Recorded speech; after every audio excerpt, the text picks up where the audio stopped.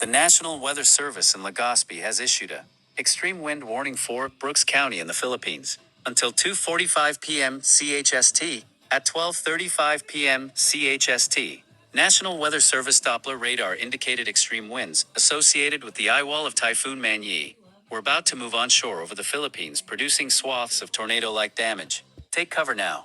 Winds in excess of 120 to 155 mph will Pumble the Philippines, producing swaths of tornado-like damage.